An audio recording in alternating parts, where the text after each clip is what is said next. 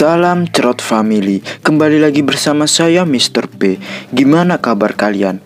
Apakah masih mengharap seseorang yang mungkin tidak akan kalian miliki? Kali ini saya akan merangkum sebuah film jadul dan bernostalgia ketika main PS, yaitu The Warriors, dirilis pada tahun 1979. Yang bikin adrenalin saya terpacu waktu masih kecil suka main rental PS, karena game The Warriors sudah mendarah daging bagi saya. Dulu waktu kecil saya setelah main The Warriors di rental itu cita-cita ingin jadi The Warriors nanti kalau sudah besar. Tapi ternyata cita-cita saya salah.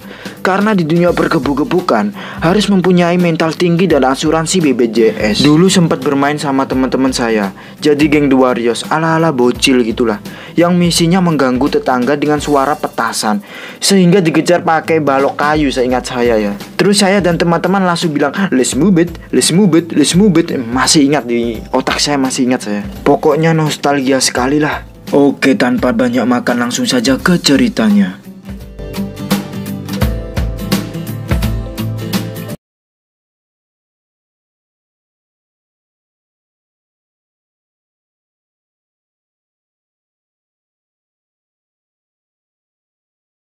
Diawali dengan memperlihatkan geng The Warriors yang bersiap-siap untuk pergi menghadiri perkumpulan geng-geng besar yang diadakan oleh Cyrus, ketua geng The Reef, satu-satunya geng terkuat di New York ya apaan? Kita kenalan dulu dengan anggota The Warriors yang terdiri dari 9 orang, yaitu yang pertama ada Cleon, sang ketua, mempunyai wibawa tinggi, bertanggung jawab, brutal sekali dalam pertarungan, sehingga para anggotanya menaruh respek yang tinggi terhadapnya. Yang kedua ada Swan, sang wakil kepercayaan Cleon, yang mempunyai sifat setia, pemikir yang cerdas sebelum bertindak, dan selalu berkomitmen mencapai tujuan. Yang ketiga ada Rembrandt, si pria polos dan lugu, tukang pilok The Warriors. Keempat ada Ajax, si brutal dan tukang cerot, yang mempunyai pemikiran bodoh dan prinsip nafsu menguasai akal. Nanti kalian akan tahu sendiri. Kelima ada Fermin, si dada brewok, yang selalu mencairkan suasana di saat kondisi tegang, meskipun agak mesum, tapi nggak separah Ajax sih. Keenam ada Cochise, orang yang hampir sama sifatnya dengan Fermin. Ketujuh ada Snow, pria pendiam, gak banyak protes, mempunyai power yang kuat. Ke-8 ada Cowboy, tidak begitu kuat, tapi solidaritasnya tinggi. Ke-9 ada Fox, sama seperti Rembrandt, lugu dan polos sekali. Mereka bersembilan pun berangkat ke wilayah Bronx, New York, tanpa senjata, karena kesana bukan bertujuan untuk berperang.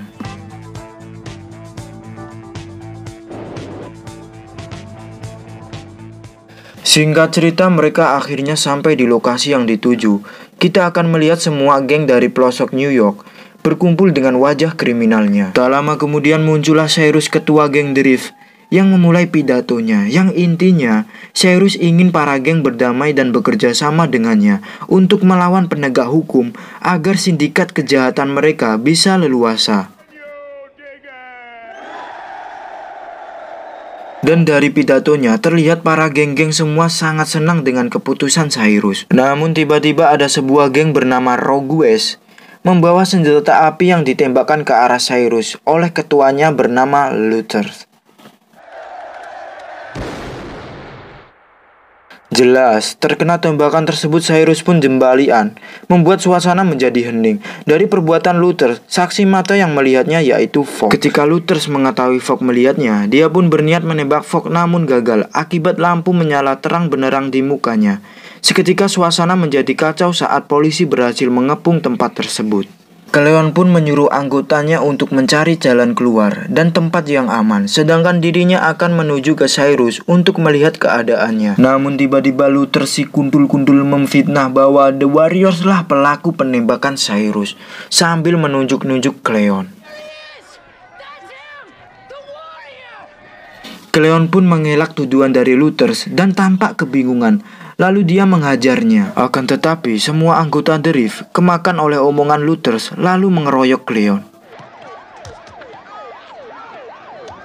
Kira-kira Cleon masih hidup apa enggak ya?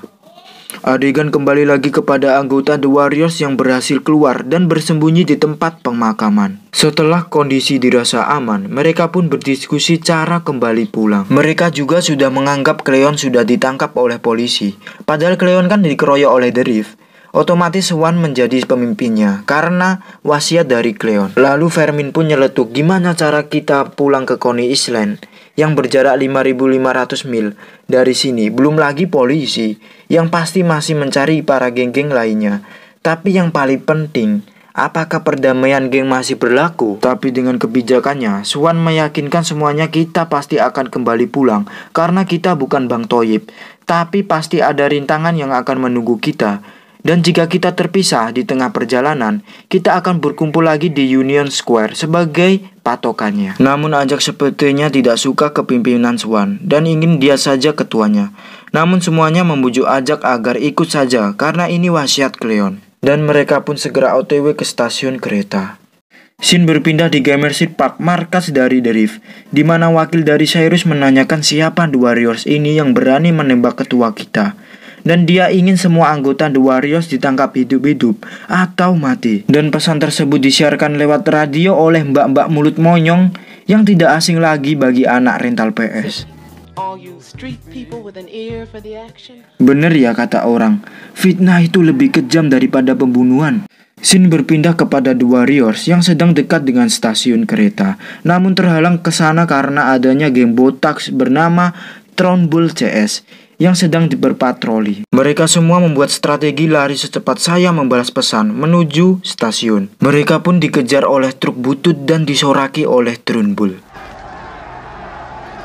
The Warriors pun berhasil kabur dari para tuyul-tuyul dengan menaiki kereta. Semua bergembira ria di dalam kereta. Namun apesnya mereka, di tengah perjalanan terjadi kebakaran di tengah rel kereta api yang pasti ada pelaku yang membakar dengan sengaja. Di lain sisi kita akan diperlihatkan Luthers bersama krucu-krucunya yang mendapatkan telepon dari geng The Reef. Dia berpura-pura turut berduka cita atas kematian Cyrus dan berjanji akan ikut menangkap The Warriors. The real pepatah lempar batu sembunyi tangan. Emang ngeselin nih karakter dari dulu. Waktu di rental juga benci saya. Auranya tuh seperti lemes, kurang ion tubuh. Namun dari sifat sembrononya yang membunuh Cyrus, wakil dari Luthers juga ketakutan atas tindakan ketuanya. Karena dia takut jika The Warriors buka suara atas kejadian yang sebenarnya. Adegan berpindah lagi kepada Swan dan yang lainnya yang telah memasuki area geng yang tidak terkenal, pengecut dan pecundang, yaitu Orphans. Kenapa saya bilang begini? Karena ketika mereka diajak diskusi damai oleh Swan, mereka cuma iya-iya aja, tanpa ada perlawanan. Cupu sekali. Namun tiba-tiba ada wanita kelek wangi yang mengejek ketua Orphans dengan suara ayam pengen kawin. Wanita tersebut bernama Mercy. Mercy mengatakan betapa menyedihkannya geng Orphans yang membiarkan geng lain melewati kawasannya begitu saja, tanpa ada jaminannya. Kemudian ketua Orphans pun meminta salah satu rompi yang langsung ditolak mentah-mentah oleh Swan, karena rompi itu adalah tanda identitas. Namun ketua Orphans terus memaksa Swan, sehingga Swan mengumpat dengan kata-kata kasar. Jancuk lu. Sungguh gentle sekali. Mereka akhirnya melanjutkan perjalanannya, namun diam-diam Mercy mengikuti mereka, dan dia pun ditangkap oleh Ajak yang langsung ingin mengencurutnya. Tetapi Swan menyuruh melepaskan perbuatan Ajak yang sangat tidak senonoh. Alasan Mercy mengikuti mereka adalah ingin melihat kemampuan mereka karena sangat pemberani. Namun di sela-sela omongannya, tiba-tiba datang geng Orphans yang ingin menyerang mereka. Lalu Snow pun cepat tanggap dengan memberi Swan molotov, karena melawan mereka akan buang-buang waktu saja. Swan pun langsung membakar dan melempar molotov tersebut ke arah mobil, lalu seketika mobil tersebut meledak. Momen tersebut tidak dilewatkan mereka untuk melarikan diri, dan mereka membawa Mercy, entah apa itu motivasinya. Akhirnya mereka berhasil masuk ke kereta api dan melanjutkan perjalanannya ke stasiun berikutnya. Tapi masa tahun 1979 tuh naik kereta main nyelonong aja tanpa beli tiket? Masa gitu ya? Entahlah, hanya dia yang tahu perasaanku. Scene berpindah kepada Luthers lagi, di mana dia mendapatkan kabar kalau The Warriors akan melewati kawasan mereka. Dan Luthers pun seperti bersemangat menangkap The Warriors. Namun berbeda dengan wakilnya yang seperti muak dengan sifat ketuanya. Di lain sisi Vermin muak dengan perhentian kereta yang mereka alami lagi, karena sudah terlalu lama menunggu kereta yang tidak kunjung berangkat. Namun seketika suasana menjadi hening, terdengar suara hentakan sepatu yang ternyata adalah polisi. Mereka semua pun langsung kocar-kacir dan terpisah menjadi beberapa kelompok.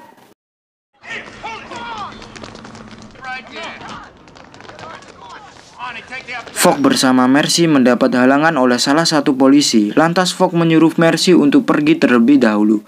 Dia akan menahan polisi tersebut. Namun nasib sial yang menimpa Fogg yang harus terlempar ke jalur kereta yang kebetulan ada kereta lewat, dan pada akhirnya Fogg tewas. Mestinya tewas ya. Lalu kemudian Swan, Ajax, Snow, dan Cowboy berhasil keluar dari stasiun tersebut. Namun terkejutnya mereka sudah ada geng baseball yang menunggu mereka. The Furious. Ya namanya Furious. Karena kurang personil, akhirnya mereka memutuskan untuk kabur. Aksi kejar-kejaran pun kembali terulang hingga mereka sampai di suatu taman.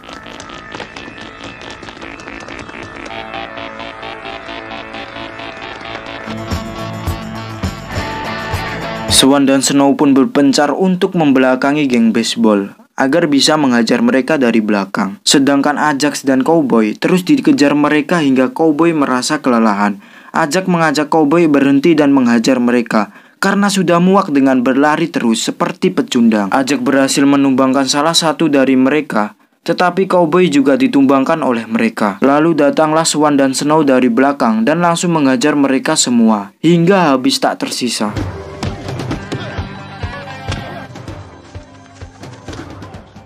Di lain sisi, Vermin, Chocis, dan Rembrandt berhasil duluan di Union Square dan disambut oleh wanita haus akan persodokan.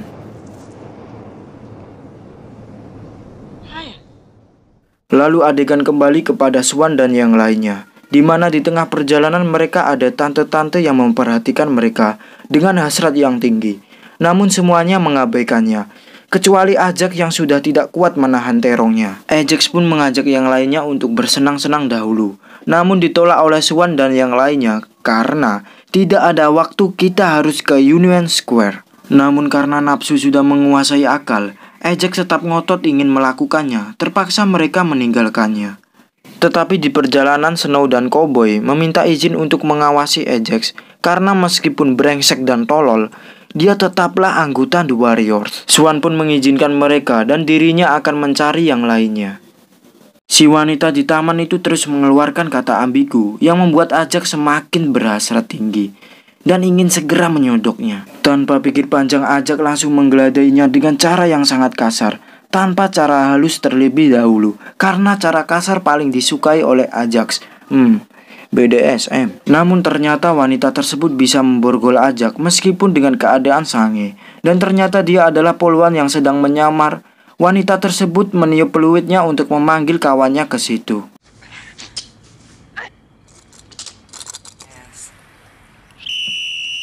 Lalu datanglah polisi yang langsung menangkap Ajax, dan kejadian tersebut diawasi oleh Snow dan Cowboy. Inilah nafsu membawa petaka. Bukannya mendapat nikmat, malah mendapat pukulan tongkat. Swan pun berhasil kembali ke tempat semula untuk mencari yang lainnya. Namun dia malah bertemu dengan Mercy lagi dan mengajaknya berjalan-jalan. Namun ternyata ada polisi yang lagi berpatroli di situ. Terpaksa mereka kabur melalui jalur kereta.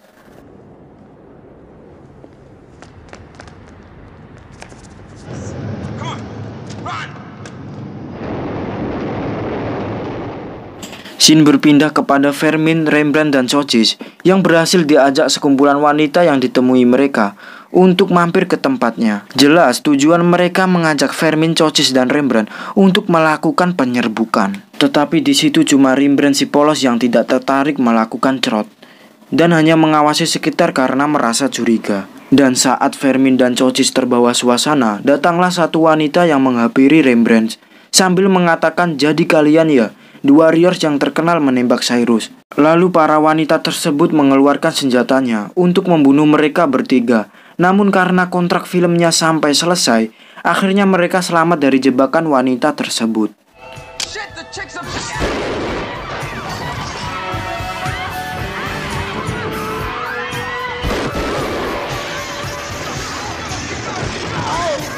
Dan ternyata mereka adalah geng ladies yang beranggotakan wanita.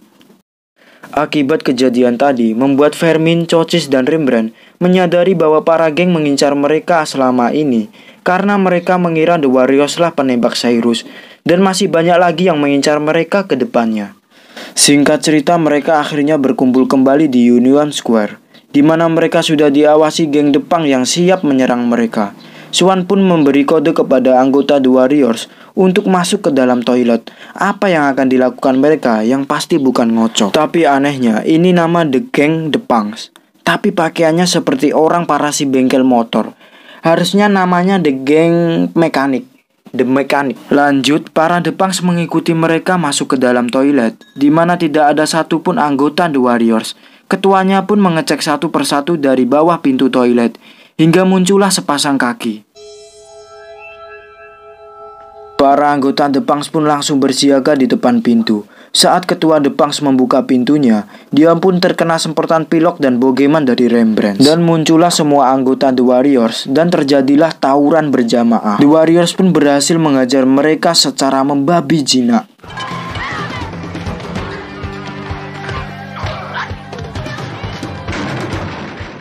Scene pun tiba-tiba berpindah kepada wakil looters dari geng Rogue West.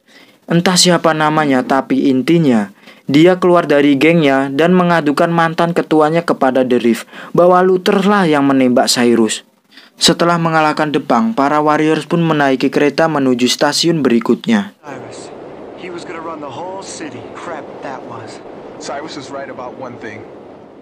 Keesokan paginya mereka sampai di tempat semacam pasar malam lah kalau di Indo. Tujuan mereka di sini adalah untuk memancing geng Rogue West keluar, karena mereka semua tahu bahwa looters lah yang menembak Cyrus dan menfitnah mereka. Benar saja, ternyata looters dan anak buahnya mengikuti The Warriors. Lalu Swan dan yang lainnya menuju gudang untuk mempersiapkan senjata seadanya untuk melawan mereka. Lalu terjadi scene yang sangat ikonik dan membekas di pikiran ketika waktu dulu saya main PS The Warriors, yang cukup membuat saya dan teman-teman tertawa. Pasti kalian kalau anak rental PS tahu.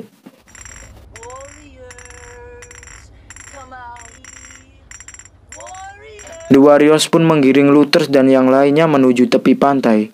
Di sanalah Swan akan mengajak looters duel. Saat berhadapan dengan looters, Swan pun menanyakan alasan looters membunuh Cyrus. Ternyata alasan dari looters sangatlah konyol sekali, di mana dia nekat membunuh Cyrus atas dasar iseng. Gini nih, kalau orang akibat kebanyakan ngoplos baygon. Lalu Swan pun menawarkan 1 lawan 1 dengannya. Looters pun menolak karena dia sudah pasti kalah. Lantas dia mengeluarkan senjata apinya dan ingin menembak Swan. Namun dengan kelincahan Swan mengocok, dia pun berhasil menghindarinya sambil melemparkan pisau ke arah tangan looter.